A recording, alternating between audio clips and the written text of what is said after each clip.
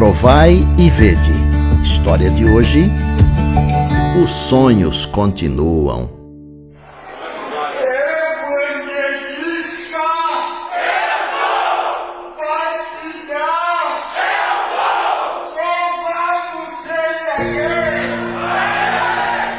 Eu nasci em Latão em 2005.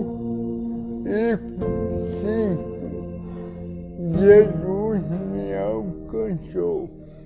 Em abril eu fui batizado. Nessa época eu era analfabeto, de administrava estudo sem saber ler.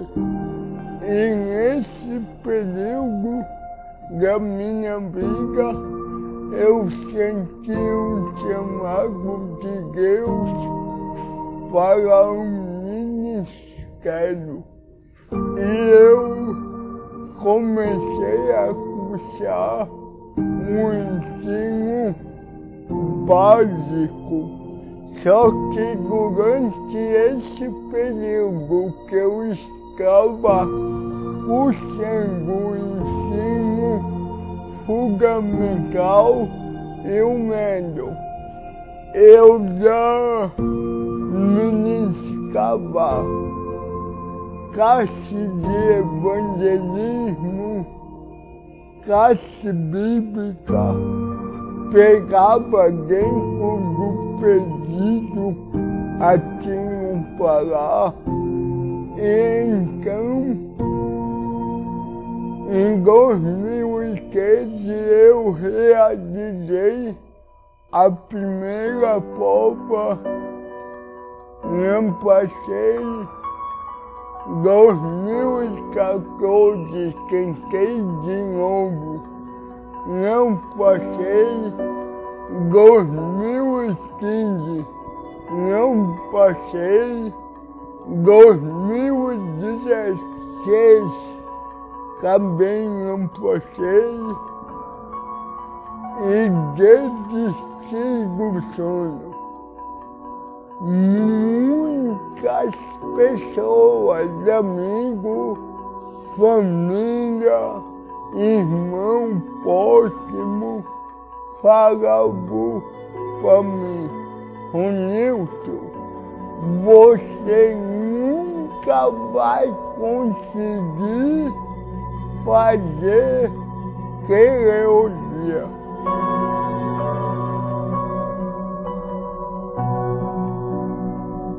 Só que Deus, quando Ele tem um plano, Ele faz de tudo para que se cumpra esse plano. Em 2018, o Senhor me fez de novo chamado. E aí eu olhei para o céu e falei: Senhor, eu amo isso aqui. Eu não me vejo fazendo outra coisa. Eu vou fazer a prova ano que vem de novo. Em 2018, nós fizemos a prova. E pelo milagre, Deus me colocou aqui. Durante esses 6 anos, e o quarto que estou agora, Deus tem dirigido a minha vida, tem suprido as minhas necessidades, e tem me mantido aqui no curso. Esse ano de 2022 é um ano muito peculiar e especial, porque é o ano da minha formatura. Depois de 17 anos sonhando o sonho de Deus, escavei na porta. E o meu desejo é servir ao Senhor. Aonde Ele me mandar e por toda a minha vida, eu por toda a minha limitação não falo normal, não ando normal fisicamente, mas Deus me faz ser normal para manifestação da sua glória na minha vida. Que Deus te abençoe e Ele tem um sonho, um plano para você. Assim como Ele está me usando e vai me usar como instrumento de salvação, Ele quer usar a tua vida também. Basta você querer ser e correr atrás. Que Deus te abençoe.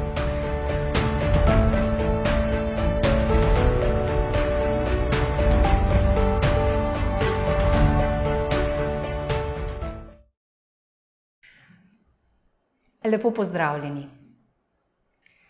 Kako začeti današnje razmišljanje po tako čudovitem uvodu? Slava Bogu! Stvarnik zmore in naredi, nas vodi in v nas da moč, da mu služimo, če se mu le predamo z vsem svojim srcem in z vsem svojim bitjem.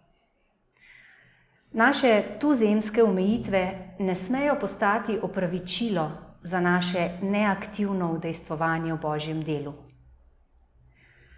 Današnje pričevanje dokazuje, da Bogu res nič ni nemogoče in da Bog lahko doseže vsakogar in deluje po vsakomur. Hvaležna sem Bogu, da vam lahko danes prenesem eno navdihujoče razmišljanje.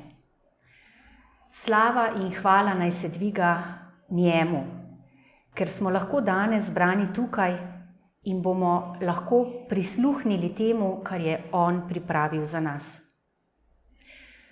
Hvaležna sem Bogu tudi zato, ker smo tukaj dobrodošli prav vsi, ker ne izključujemo nikogar, ker sprejemamo in ker dajemo ljubezen.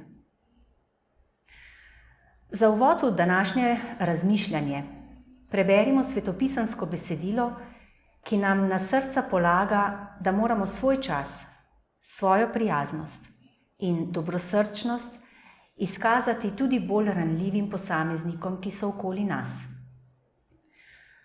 Odprimo Sveta pisma in skupaj preberimo v 2. Samuelovi knjigi 7. vrstico 9. poglavja. David mu je rekel: ne boj se, kajti hočem ti izkazati milost zaradi tvojega očeta Jonatana. Vrnil ti bom vsa polja tvojega očeta Savla in vedno boš jedel pri moji mizi. Cerkev mora biti skupnost pravičnosti, skupnost, ki premaguje socialne, politične in zgodovinske ovire. Biti mora skupnost, ki ne diskriminira, temveč povezuje in sprejema. Ko je Jezus poučeval in hodil iz vasi v vas, so mu vse povsod sledile množice. V tej množici je bilo veliko bolnih ljudi, zapostavljenih ljudi, ki jih je družba izločila. Tudi danes je tako. Ljudje s posebnimi potrebami so povsod okoli nas. So naši sosedje, sodelavci, prijatelji, znanci, mimoidoči. Odstotek oseb s posebnimi potrebami v naši cerkvi je enak kot v necerkveni populaciji, lahko bi rekli, da je celo manjši. Pa vendar je Jezus svojo največjo skrb v času delovanja na tej zemlji posvetil prav tem posameznikom.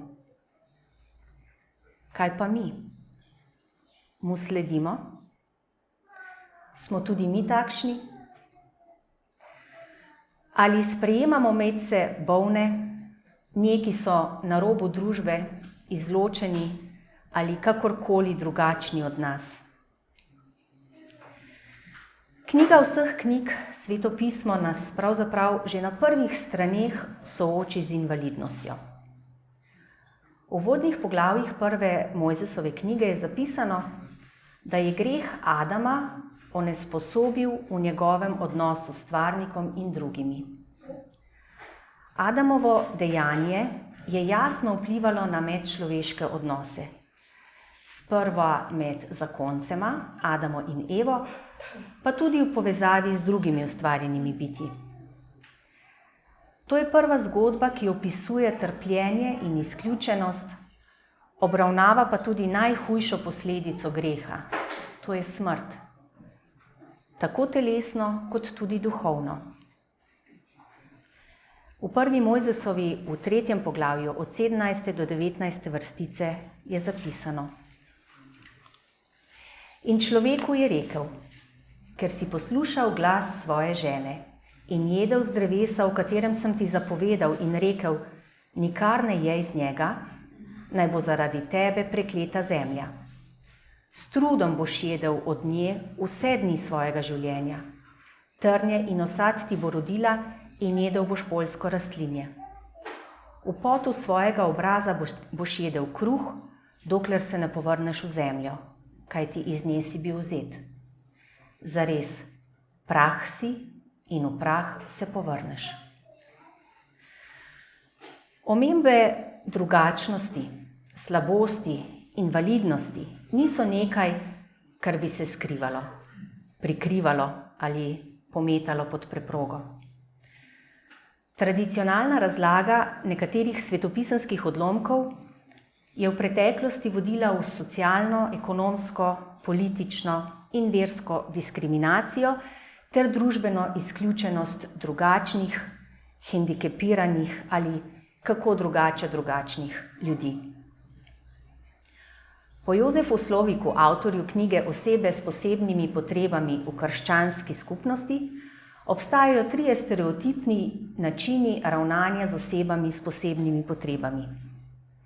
Pri prvem je invalidnost smatrana kot posledica posameznikovega greha ali božje kazni. Pri drugem se posameznikovo trpljenje poveličuje, kot da je invalidnost žrtev. In pri tretjem, ljudje vidijo osebe s posebnimi potrebami kot možen predmet neke dobrodelnosti. V vseh teh 3 primerih so osebe s posebnimi potrebami obravnavali kot nekoga, ki je poseben, in se osredotočali bolj na njegovo nezmožnost, namesto na zmožnost, kljub dejstvu, da so takšni ljudje posameznikom bolj podobni, kot pa od njih različni. Dejstvo, da nekateri kristjani invalidnost povezujejo z grehom, je posledica napačnega branja Svetega pisma, zlasti nekaterih vrstic, ki invalidnost opisujejo kot negativno. Zavedati pa se je potrebno, da Sveto pismo telesno napako uporablja kot prispodobo za duhovno nemoralnost in ne kot božjo kazen. Eden takšnih zapisov, ki ga lahko razumemo narobe, je zapisan v 3. Mojzesovi knjigi v 21. poglavju od 16. do 24. vrstice, kjer beremo navodila, ki jih je Bog dal Mojzesu o tem, kdo sme biti duhovnik. V teh navodilih Bog Mojzesu pove, da nobena oseba z napako iz Aaronove družine ni mogla postati duhovnik. Vendar moramo biti pri razumevanju tega besedila pazljivi. Pa ga preberimo skupaj. Gospod je spregovoril Mojzesu in rekel: Govori Aaronu in reci: Nihče od tvojih potomcev iz roda v rod, ki ima kako napako, ne sme prestopiti, da bi daroval hrano svojega Boga. Da, nihče, ki ima napako, ne sme pristopiti. Ne hlapec, ne hromec, ne kdo z iznakaženim obrazom ali s pokvečenimi udi. Ne kdo z zlomljeno nogo ali roko, ne grbavec, ne pritlikavec, ne kdo s pego v očesu, ne človek z garjami ali lišajem, ne kdo, ki ima zmečkana moda. Nihče izmed potomcev duhovnika Aarona, ki ima na sebi kako napako, se ne sme približati, da bi daroval Gospodove ognjene daritve. Napako ima, ne sme se približati in darovati hrane svojega Boga. Sicer sme uživati hrano svojega Boga, tako od presvetih, kakor od svetih darov. Ne sme pa iti do zagrinjala in ne sme se približati oltarju, ker ima napako, da ne oskruni mojih svetih reči, kajti jaz sem Gospod, ki jih posvečujem. Tako je Mojzes govoril Aaronu in njegovim sinovom in vsem Izraelovim sinovom. V opisanem primeru je levitsko duhovništvo kazalo na Kristusa, popolnega duhovnika. To ni imelo nič opraviti s pristranskostjo. Nekateri kristjani ta odlomek žal uporabljajo za opravičevanje izključevanja oseb z invalidnostjo. Toda nikjer v Svetem pismu ne bomo našli zapisa, da je oseba s posebnimi potrebami izključena ali prekleta od Boga. A ravno nasprotno. Našli bomo vrstice, v katerih je jasno sporočilo zaščite in enakosti ljudi s posebnimi potrebami ter obljubo za njihovo vključitev v Božje ljudstvo. Jezus je sprejel vsakega. Preberimo skupaj nekaj teh vrstic, ki to potrjujejo. Prva je v Jeremiju 31. poglavju, 8. in 9. vrstica. Takole piše: Glejte, pripeljem jih iz severne dežele in zberem od koncev zemlje. Med njimi tudi slepe in hrome, noseče in porodnice hkrati. Velik zbor se jih vrne sem. Z jokom bodo prišli, s tolažbami jih pospremim nazaj. K potokom voda jih popeljem po ravni poti, kjer se ne spotaknejo. Jaz sem namreč Izraelov oče in Efraim je moj prvorojenec. Drugo besedilo je v Mihu v 4. poglavju, 6. in 7. vrstica. Tisti dan, govori Gospod, bom zbral, kar je kruljavo, združil, kar je razgnano in tiste, s katerimi sem hudo ravnal, iz kruljavih bom naredil ostanek in iz preganjanih močan narod. Gospod bo kraljeval nad njimi, na gori Sion, odslej in na veke. In še dve besedili bomo prebrali. Izaija 35, 5. in 6. vrstica pravi: Tedaj bodo spregledale oči slepih, gluhim se bodo odprla ušesa. Tedaj bo hromi skakal kakor jelen, jezik nemega bo vriskal. In Luka 14. poglavje, 21. vrstica, iz prilike o veliki gostiji, kjer je bilo mnogo povabljenih, a vsak s svojim izgovorom, zakaj ne more priti, beremo. Služabnik se je vrnil in to sporočil svojemu gospodarju.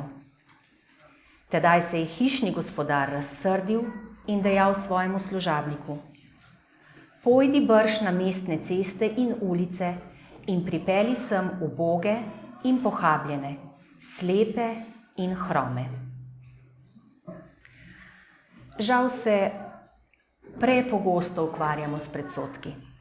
Tudi učenci niso bili imuni pred predsodki. V Janezu 9. poglavju od 1. do 3. vrstice so učenci, ko so videli človeka, ki je bil slep od rojstva, Jezusa vprašali: kdo je grešil, on ali njegovi starši, da se je rodil slep? Jezus pa jim je nedvoumno in jasno odgovoril: ni grešil ne on, ne njegovi starši, ampak da se na njem razodenejo Božja dela. In s tem je pokazal, da predsodki nimajo kaj iskati v kristjanovem umu. Njegov odgovor je bil jasen in z njim jim je dal jasno vedeti, da je zanj prav vsak pomemben in da ni prostora za predsodke. Jezus je sprejemal vse. Kot smo že omenili, so mnogi verjeli, da je oseba s posebnimi potrebami pod Božjim prekletstvom. Tak način razmišljanja je bil pogost med ljudmi tako stari kot tudi v Novi zavezi. Tudi danes obstaja veliko predsodkov in izključevanja oseb s posebnimi potrebami, tako med tistimi, ki se imenujemo Božje ljudstvo, kot tudi v posvetni družbi. Vendar Bog želi rešiti vse. In tudi mi danes moramo odsevati njegov značaj.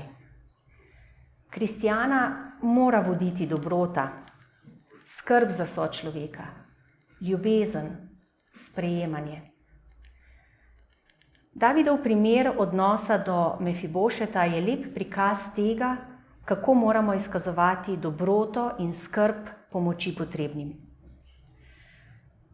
V 2. Samuelovi knjigi, 9. poglavju, od 1. do 3. vrstice beremo: David je rekel: ali je preostal še kdo iz Savlove hiše, ki bi mu mogel izkazati milost zaradi Jonatana? Bil pa je neki služabnik iz Savlove hiše, Ciba po imenu, in poklicali so ga k Davidu. Kralj mu je rekel: si ti Ciba? Rekel je: da, tvoj hlapec. Kralj je rekel: ali ni več nikogar iz Savlove hiše, da bi mu mogel izkazati Božjo milost? Ciba je rekel kralju: še Jonatanov sin je, hrom na obe nogi. V 4. poglavju, v 4. vrstici piše, da je imel Mefibošet invalidnost na obeh nogah zaradi nesreče, ko je bil star 5 let. To se je zgodilo po Savlovi smrti in porazu izraelske vojske proti Filistejcem. Med begom je namreč fantič padel in si zlomil noge. Ko je David zavladal Izraelu, si je prizadeval storiti dobro tistim, ki so ga sovražili. Iskal je nekoga iz družine svojega največjega sovražnika. Lahko bi ukazal, da jih vse uničijo. Namesto tega pa je enega obravnaval kot lastnega sina. Mefibošet je bil v vrsti za prestol po Savlu. Njegov oče Jonatan bi postal kralj, če bi Savel umrl. A žal je Jonatan prav tako umrl, za seboj pa pustil Mefibošeta. David je torej vprašal, ali je še kdo ostal iz Savlove hiše, kateremu bi lahko izkazal dobroto. In tukaj David predstavlja Božjo dobrotljivost, ki želi rešiti vse in jih pripeljati v Božje kraljestvo. David se je odločil, da bo storil dobro tistim, ki mu želijo škodovati. David in Jonatan sta sklenila zavezo. Obljubila sta si, da bosta skrbela drug za drugega in za svoje potomce. Ko je Jonatan umrl, je David poklical Cibo in ga vprašal, ali je še kdo živ iz Savlove hiše. Ciba mu je povedal za Mefibošeta, ki je hrom na obe nogi. V tistem času je bila invalidna oseba zavržena strani družine, prijateljev in družbe. Mefibošet je bil obsojen na smrt iz 2 razlogov. Prvič, ker je bil vnuk kralja Savla, in drugič, ker je imel invalidnost.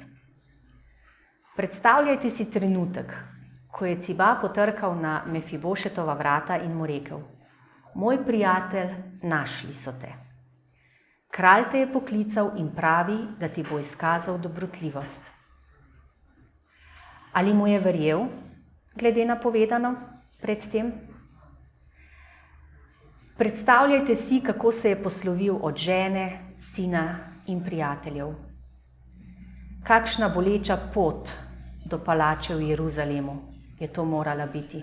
V svojem srcu je bil namreč prepričan, da je to njegov zadnji dan življenja. Toda David je resnično želel Mefibošetu izkazati dobroto in milost.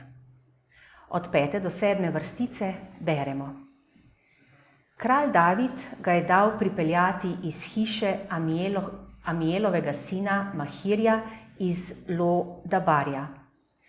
Ko je Mefibošet, sin Jonatana, Savlovega sina, prišel k Davidu, je padel na obraz in se poklonil. David je rekel: Mefibošet. Ta je rekel: Glej, tvoj hlapec. David mu je rekel: Ne boj se, kaj ti hočem ti izkazati milost zaradi tvojega očeta Jonatana.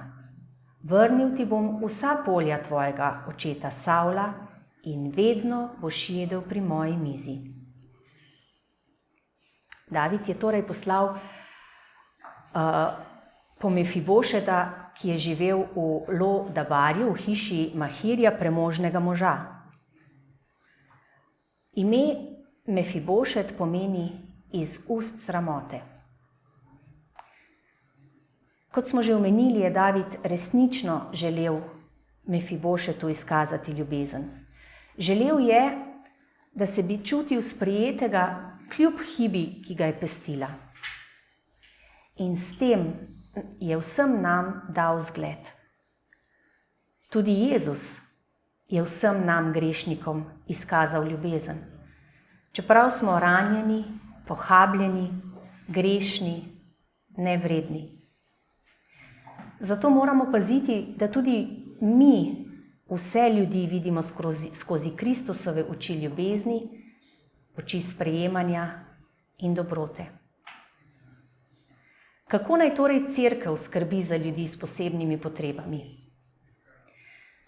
Religija in vera sta vedno imeli posebno oziroma pomembno vlogo pri odnosu do ljudi s posebnimi potrebami. V preteklosti, ko sta telesna in socialna prizadetost pomenili dejansko trpljenje in je imela pomembno vlogo vera v družbi, se pravi, vera je imela v družbi pomembno vlogo, človeku ni preostalo drugega, kot da je upal na Božjo pomoč, saj mu druga pomoč ni bila na voljo. Za cerkev je način, kako je Jezus ravnal z zapostavljenimi ljudmi in njegovo lastno vabilo k skrbi za pomoči potrebne, že od začetkov cerkve predstavlja močan moralni imperativ, moralno nujnost. Cerkev mora imeti odprta vrata in roke za vse. Tako kot je David izkazal dobrotljivost Mefibošetu in mu dal vsa posestva njegovega deda Savla, moramo enako tudi mi v cerkvi ravnati z vsakim posameznikom. Mefibošet je bil ponovno sprejet v družbo. Zdaj bo lahko delal, bil koristen in sprejet od vseh. Kot cerkev si moramo prizadevati, da ljudje občutijo svojo vrednost v Božjem delu, ne glede na svojo fizično, psihično ali umsko stanje. Bog želi rešiti vse in jih narediti koristne v teh poslednjih dneh. On želi prebuditi svoje ljudstvo v zavedanje, da smo prav vsi potrebni za širjenje Božjega kraljestva. Mefibošet je imel nizko samopodobo. Imel se je za mrtvega psa, nevrednega in služabnika. Zdaj pa bo vedno jedel za kraljevo mizo in bil obravnavan kot princ. Mefibošet je postal državljan Jeruzalema. Mož, ki ga je družba zavračala, je bil sedaj spoštovan in obravnavan kot princ z mnogimi služabniki. Najzanimivejše pa je, da je vsak dan jedel kruh za kraljevo mizo. Bog želi, da dosežemo ljudi, ki so nevidni za oči sveta. Veliko ljudi trpi in hrepeni po življenju polnem spoštovanja in priznanja. Ti ljudje so sposobni marsičesa, čeprav na drugačen način kot mi. Nihče ne bi smel biti zavrnjen strani družbe ali cerkve. Z vami bi sedaj želela podeliti en dogodek iz življenja avtorja današnjega duhovnega razmišljanja. Rolison, oseba, ki smo jo gledali na začetku v videu, je pastor v misiji Para Amapa na severu Brazilije. Rodil se je s cerebralno paralizo, ki je vplivala na njegovo motoriko in govor. Takole pripoveduje o eni svoji izkušnji.